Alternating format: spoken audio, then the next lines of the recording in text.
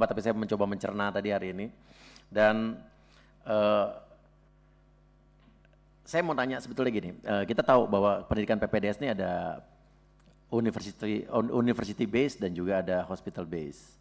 Dan memang kita sadari bahwa kenapa ada hospital based karena memang masalah utamanya karena adanya ketimpangan distribusi dan kapasitas universitas yang mencetak dokter-dokter spesialis ini masih sistem yang university based itu masih hanya terbatas di kota-kota besar dan jumlahnya mungkin untuk pendidikan spesialis university based ini masih terbatas dan biayanya sangat mahal dan itulah mungkin alasannya ada hospital base. Tapi saya pengen tahu sebetulnya hospital base ini dengan university base ini nanti lulusannya itu ada bedanya apa enggak? Mungkin secara gelar atau mungkin yang satu dapat gelar ini, satu hanya sertifikasi saja atau apa, mungkin kita nggak tahu.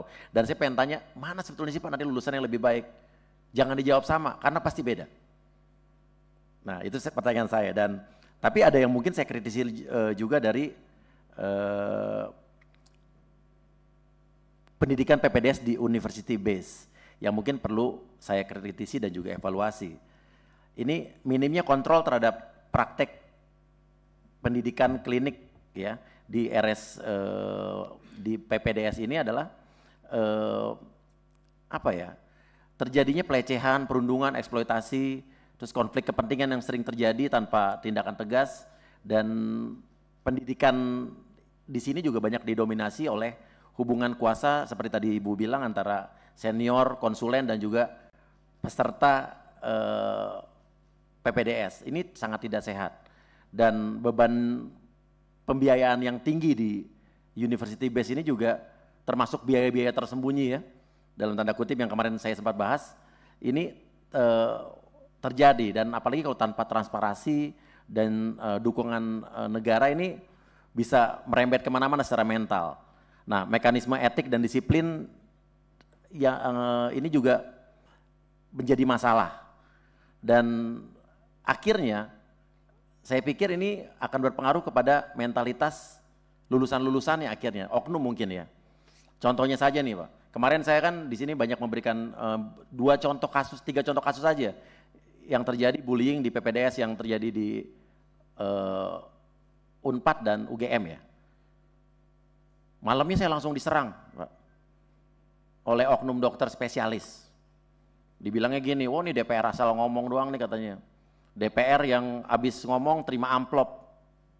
Dan ironisnya yang ngomong ini dokter spesialis SPOG dari Batam ya. Dan spesialis, yang satu lagi spesialis ortopedi. Secara etika juga menurut saya nggak pantas, berarti kan dia menuduh saya sebagai anggota DPR ngomong mengkritisi kemarin, saya dapat sogokan gitu kan.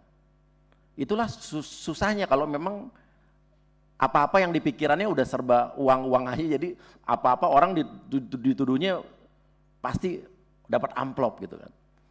Nah ini juga berpengaruh kepada banyaknya kasus-kasus malpraktek yang sering saya terima Pak Menteri. Dan rata-rata kasus malpraktek yang saya terima, kalau udah sampai ke majelis etik kedokteran, ke ID dan lain sebagainya itu biasanya cuman ya menguap begitu aja. Ada kecenderungan mereka sesama profesi ya saling melindungi. Contohnya, baru 2 hari yang lalu saya kedatangan seorang suami istri, di mana istrinya harus operasi wasir, tapi ada 2 jarum utuh yang tertinggal di antara, di bawah ya, pokoknya di antara kemaluannya dengan juga belakang gitu ya. Dan dia baru dikasih tahu pas setelah selesai operasi. Dibilang ada sedikit masalah, tapi nggak masalah, itu nanti akan keluar sendiri katanya. Tapi karena mereka juga dari keluarga dokter, akhirnya mereka memaksa untuk melihat, bilangnya katanya cuma potongan jarum. Ternyata pas di CT scan ulang, ternyata itu 2 jarum utuh.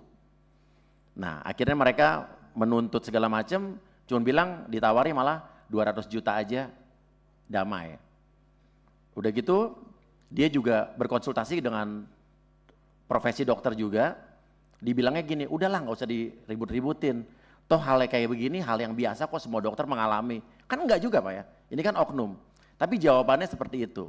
Jadi menurut saya ini adalah ada sedikit banyaknya pengaruh dari sistem pendidikan PPDS yang mungkin sudah bertahun-tahun nih, tapi baru sekarang ini nih boomingnya berita-beritanya. Jadi secara mental ya gitu, mereka sesama ya saling menutupi kalau kesalahan dianggap suatu hal yang wajar.